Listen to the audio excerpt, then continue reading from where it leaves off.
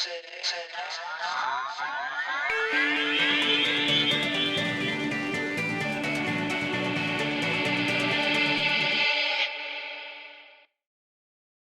just want to say a super special thank you to our main sponsor for Third Eye Champagne, Jacinta Higgins. Thank you, thank you, thank you. Welcome to Third Eye Champagne. I'm Kirsten Langston, author and intuitive. It is morning here in California. I am sipping my tea, and my very good friend Aliza is here via the telephone. It is afternoon where she is, but she's also ready to spill the tea. We are looking today at the latest royal wedding, Meghan Markle and Prince Harry. Good morning, girlfriend, or afternoon, as it were. Good morning, California. How are you? I'm not awake, but that's neither here nor there. It's okay, because I've got my tea here, so I'm ready. Okay, I'll be awake for us both, me and Goldie. Good. Good. Yeah, she has, so I have Santos, she has Goldie the cat. I have met Goldie the cat. For those of you who don't know, I assume that everybody knows, but for those of you who don't know, Aliza is an author. She is an intuitive, so we've got that both in common, but she does astrology, and I do not, because numbers frighten me. So, she is looking at, for us today, the chart. Now, we're looking at the day that the royal wedding is supposed to take place, correct? Yes, and also I did add in the time, because online it says 12 p.m. Greenwich Mean Time. Okay. So I've done a couple readings on these two, and way back before they got engaged, Linda G and I did a reading, and I did a standalone reading by myself, and both times I'm going, I don't know if they're going to get married, or there's something wonky here, there's something not right here. And I kind of went back and forth, like, are they going to be engaged? No, they're not. Yes, they are. So finally, I put my foot down and said, no, they're getting engaged, but there's something off about this. There's something not right about this. I just did another recent reading post-engagement, and I said, there's something not right about this. It's just, there's something very weird about the energy between these two. There's something very weird about this whole marriage, the energy of it. This is what intrigued me, and this is why I called my girlfriend. I was like, girl, you got to look at this, because, well, I know for sure one of my favorites, the one I have the crush on. I don't know if you know this, girl, but I have a crush on Steve Judd. I have a professional crush on this man. I didn't know it was crush level, official crush level. It's crush level. I just think he's so cool. I mean, I don't know if I'd bang the guy, but I think he's real cool. So it's definitely, I definitely think he's awesome. But he did a video and said, you know what? There's something weird about this. And I was like, I gotta go to my go-to astrologer here. So we are now here, my go-to astrologer, who I also have a little bit of a crush on because she's so goddamn cool. So, girl, just give it to us straight. Tell us about the day. Tell us what's going on. Well, let me tell you, you know what I think? And I didn't draw any cards yet at all about this. I think some of the weirdness may be her, but not him. Maybe. And I'm not saying you're wrong. I'm not saying he's wrong. He is wrong. But when I looked at the wedding date and I looked at each of their charts, her chart is weird. Her chart has so many contradictory impulses. Mm-hmm. I'm just throwing that out there. That maybe when you're feeling it and analyzing and throwing cards and looking at charts and everything, all the weirdness, it could partly be her. And nothing against her personally. I don't know this person. She could be amazing. Right. But this is just, objective astrological chart analysis. It's just like there's something weird about her, like she's not all in, or she's got secrets, or there's stuff he doesn't know about her. So we're like meshing.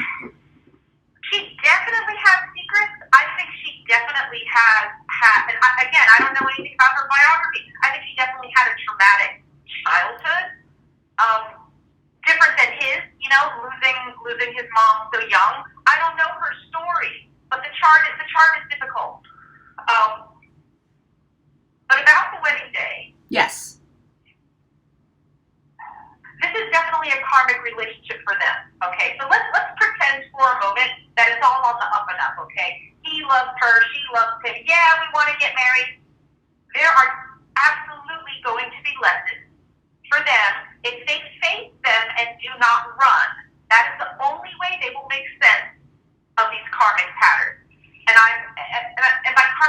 I mean from lifetime to lifetime. So I'm going a little heavy here to start with.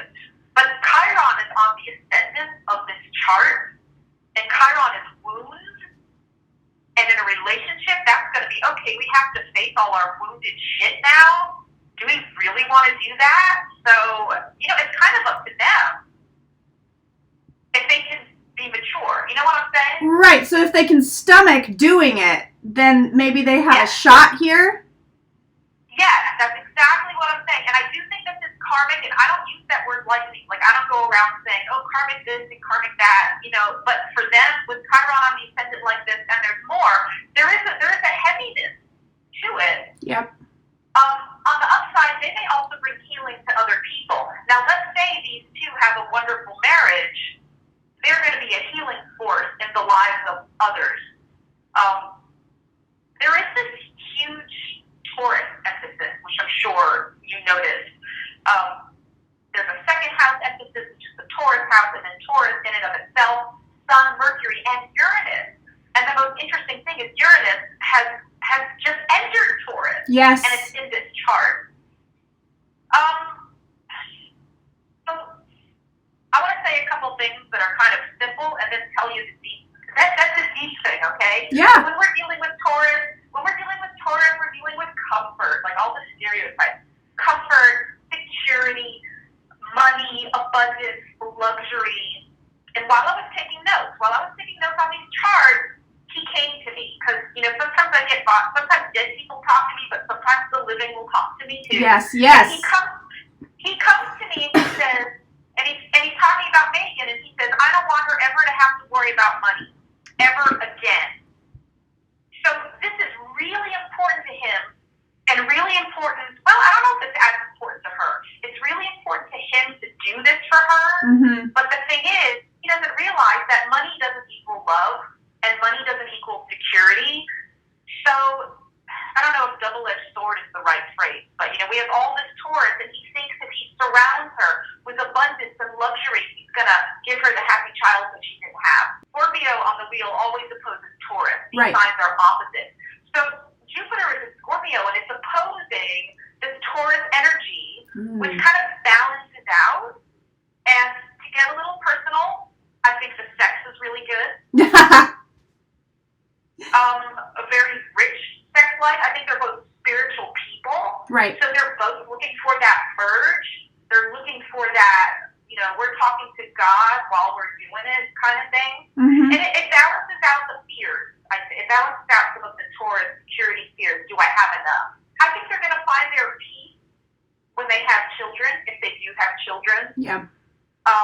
There's a Cancer moon in the 4th house, which is also the Cancer house. So family, kids, when they can relax at home and be private, I think that's where they feel the most fulfilled. Because there's a weird tension with public and private here. It's uncomfortable. I think they are, if this, whether it lasts or doesn't, I think they stay in the public eye. And I was continually wondering about, and I don't know that much about what he does besides be a prince, Right. But I was wondering, if he had a foundation or what sort of charitable things they would be up to, because this is very much a chart of that. Like, if this wasn't, or even for him personally, right. if I didn't know he was a prince, I would think, okay, what's happening with the career? For him personally with his transit. Let's say the two of them stay together and they're a successful couple. I think they build something. They build a foundation. They build some sort of charity, something they do together. Yep, absolutely. So it's interesting that you mentioned this Cancer 4th house thing, because when I read for them, all that kept coming up for Harry, now not her so much, but him, was, I'm a dad, I love my kids, I want to have kids, I want to have a lot of kids, I just like being the dad ends up being the most important thing for him. Ooh, yeah. I saw that too, and I can't remember if it was in the wedding chart or if it was in his name. Yes, this is from the chart, from his chart. Very important for him to be a parent. Yeah. His own karma and his own healing, and for him to have a private inner life, not just as, the prince and public service or, whatever. And she helps him with that. That's the good thing about the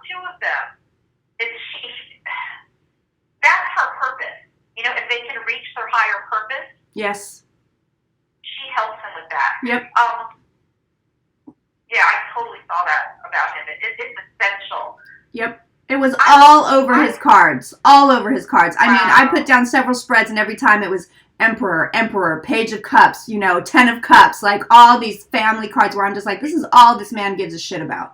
And I think he'd be pretty amazing, too. And fun guy. Oh my God, that came out in the cards. Did you watch my video, woman? Oh my God, that's crazy. I didn't watch it on purpose because I didn't want to be influenced. I know. And now you're just... When I'll talk to you, it'll come out. You're just saying everything that I already said, so it's like, oh my God, it's in the chart. Vindication for me. I love it.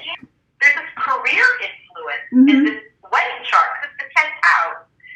That's also, parenthood and public eye. Well, she's uber famous. She's already famous already.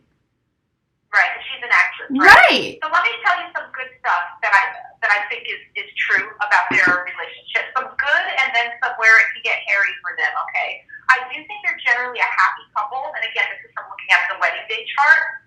I feel like they are united, they're bonded, they're merged. Like I was saying, the sex is good, emotionally it's pretty good, spiritually good, because they have this grand water trine with Jupiter, Neptune, and the moon.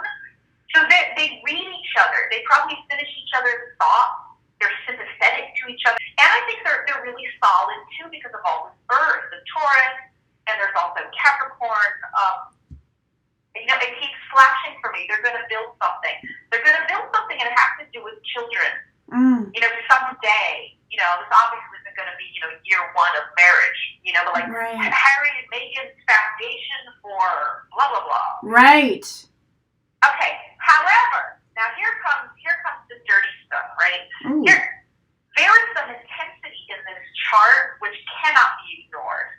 So, just like the sex is good, there's going to be some very passionate fights with these two. Now, I don't know if you saw this in your cards, but sometimes it is too hot to touch between the two of them, and I think they were enemies in a past life. The South Node is conjunct Mars. So, they fought even worse before. And there's a Moon-Pluto opposition, which made me think about, if a princess has a miscarriage, is this reported in the news? Right. I don't know. Right. But with this Moon-Pluto opposition, I wondered about miscarriages. I wondered about trying to have kids and it taking a long, just any kind of baby issue, motherhood issue.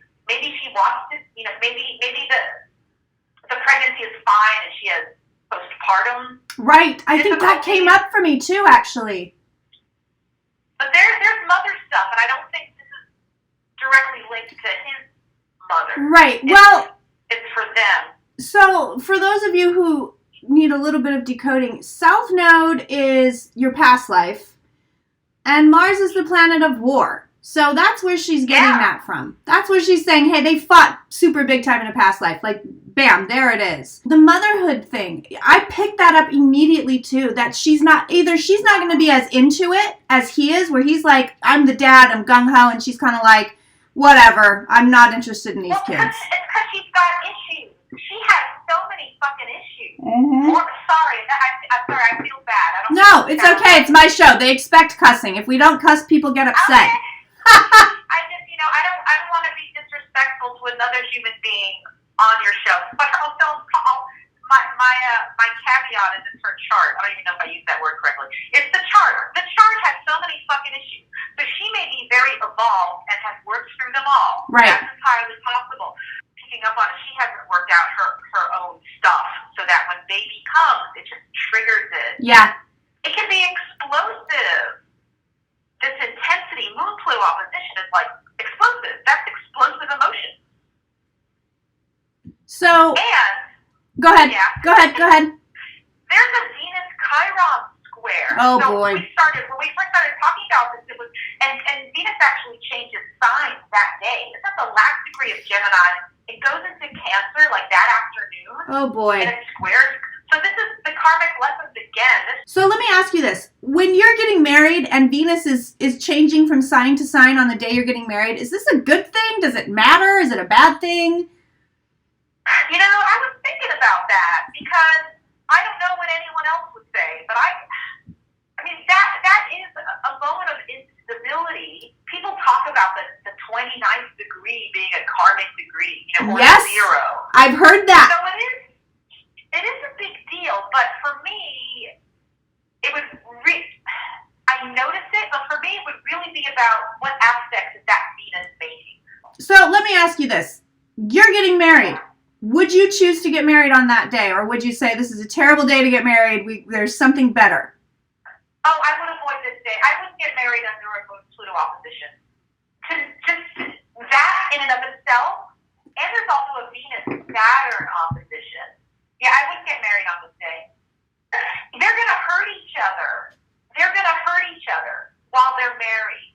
And if they don't figure out what the hell that's about, they're going to keep hurting each other. That's what it means. Okay. So of course they each have their own wounds. They have their own suitcase. But then they get married and then they buy a suitcase together. Oh, God. That's a great analogy. That is a great analogy. Thank you. That's really good. Luggage. Yeah, now they have a joint suitcase. Yeah, but I want to see the moon making really nice aspects. I don't want to see a moon-Pluto opposition. I want to see Venus. Venus is love and commitment. I want to see Venus being nice. One last question. Sure. If you and I are getting married now. I've now put you and I in the position of Meghan and Harry somehow. I don't know what's happening. But if we smile. if we decide to get married on this day, is there anything in this chart that says the marriage will not last? No, I don't think so. I don't think there's 100% it will not last. I see the challenges, difficulties, hurt, pain, but in terms of this will be terminated, it will not last. I think they're going to give it a pretty good try. Yeah, I agree. Yeah, I think they can do it. I think they can make it. And I really like his chart. So this is a pro Virgo moment for all you Virgos out there. He's a Virgo, but he's not only a Virgo. Let me get back to the right chart. He's an 8th house Virgo, so he's deep. Okay, this guy does not live on the surface of life. He likes the mystical stuff. He's got Capricorn rising. So he's super mature, and obviously he was mature before he was grown because he lost his mom, so that made him grow. Yep. But you were talking about the fun dad stuff, and I was talking about the fun dad stuff. He has a strong Sagittarius tied to him, so that lightens up all the Virgo. That's where the fun is coming from. Oh, and he has a Taurus moon, so he's super sweet. And we were talking about the nose. He has North Node in the 4th house. And that's what I was saying. This guy's daddy. Yeah. Gotta be. So he's very, very grounded. So for him, it's like his solid, grounded side versus his wild adventurer side. And he's both. Yes, I picked that up in the cards. Yeah, and he loves to travel. And he doesn't need her to be stable. Some people marry someone to increase stability. He doesn't need that. Yeah, I think her chart is a hot mess, to be honest. Yeah, she has some jangly energy. Say again? She has some jangly energy. When I was reading on her, I was just kind of like, there's friction here. It's jangly, and it's the jangle of repressed emotions. This is a person who has a lot of Libra and a lot of squares in their chart. So they're very emotional, but they keep it all locked up inside. She's got a 12th house Mars in Cancer. So she's about as passive aggressive as you get. Oh, wow. Basically. Wow. And she's super private. I think her love life has had its ups and downs. I know I read somewhere that she's divorced, but she's probably had a lot of love affairs, and I'm not judging that because we all have. Right, I know. Yeah, that's A-okay with me. I think she's had a lot of love affairs, a lot of ups and downs. I think she's been, I don't want to say the victim, but I think she's been fooled by love. She has a Venus-Neptune square. And she's made bad choices, okay? She's made crazy choices in love, bad choices in love. I think she definitely had a not-so-healthy upbringing in certain key ways. And she's a Leo. Again, we're talking about the nodes a lot today. She's a Leo sun, but she also has the North Node in Leo. So It's like, I want all the attention. I don't want any. Yep. I want to be independent. No. I need to be with someone to be valid. Or she needs other people, or she won't be okay. She needs that mirror. good talk. She's very communicative, persuasive, with strong third house emphasis. I think she could sell ice to Eskimos, frankly. But this, the emotional stuff, that's what it is. I think the emotional stuff freaked me out. So much under the surface. I think you said secret. Yep. Yes, I did. It was coming up over and over. And she has to rule the roost. She needs control over the home. She's going to need control over how the children are raised. They will fight about that. That's going to be their happy place, but also where they fight. So that's her life lesson is mastery of emotion. Wow. And kind of, how do I put this? Being clear about what she needs. Asking for what she wants and needs rather than kind of going along with what other people want, whoever that other person is. Right. Interesting. And I think she wants or wanted to be famous but isn't really sure why. Or she's not going to be famous for the right thing. There's something about her fame which is related to her Leo-ness and her first house-ness, which she hasn't figured out. I mean, she's young. She hasn't figured it out yet. So she needs in her life to become famous for something that's all about her. Yes. Maybe it is a great movie role. Maybe it is philanthropy. But it shouldn't be because she married a prince. I'm saying that because of the chart, like what her soul needs. I could talk about this forever. And you're so fun to talk to. And can I just tell you that after your first appearance on Third Eye Champagne, people just went batshit for you, just so you know. Everybody just went batshit for Aliza, and I'm glad because I think she's cool. She's very smart. She's very good at her job. So if you guys want to, because if you're new or if you've been thinking about it in your brain and you're like, I think I need to hit this girl up, this is what you're going to do. She is an astrologer. She is an intuitive, so she reads cards, but oftentimes she doesn't need cards because I've had this girl read for me where she just like starts saying stuff, and I'm just like, God damn. I mean, she hits it. She's one, and again, I recommend only 2 people outside of myself because they're the best, and I've worked with them for years. So she's one of them. So you're going to find her at moonplutoastrology.com. Did I make that up? No. That's correct. That is right. So the links will be in the box, and I'll make sure that you can hit her up. But listen, she does some amazing stuff, and she can do an astrology intuitive combo that she's done for me, but she's also done standalone astrology, and she's done standalone readings. So you're getting a lot here with her. She's really good at it. Very, very, very good at it. The Little Book of Saturn. She wrote a book about Saturn. That book comes out in June. You're amazing, Kirsten. Oh. You really are. I appreciate you so much having me. This is my 3rd time. I know. Being on the show, and your generosity just floors me because you don't need to put your pals, even if your pals are awesome, you don't need to do that, but you do it because you have a big heart, and I think that's also why you have so many wonderful people around you and so many fans. Thank you. I appreciate that. Well, you know what? I just feel like you got to be shared with the world because what you do is so good and so amazing that if I can use my platform to raise up other people, I'm going to do it because you shouldn't be hidden. You're too good. To do it for me. That is going to do it for Aliza. We are out of here. Thank you so much for watching. All the information to find Aliza you will have in my sexy box because I keep everything in that box. This box is full of stuff. There's information about me down there too. I do love you. I do adore you. Do be well. Bye. I have a question. Professor, I have a question. So I know that when the moon changes signs, there's something called void of course, where it's kind of neither here nor there. And I've always heard that rule of thumb is, don't start anything when the moon is void of course, because it's kind of going to be dead in the water. So is that the same thing when a planet is changing signs? Is there a void of course situation there too, or no? Oh, I didn't even think of that. Wow. You're testing me. I know. I didn't even think of that with this Venus here. So Venus is at 29 Gemini. So yeah, it doesn't do anything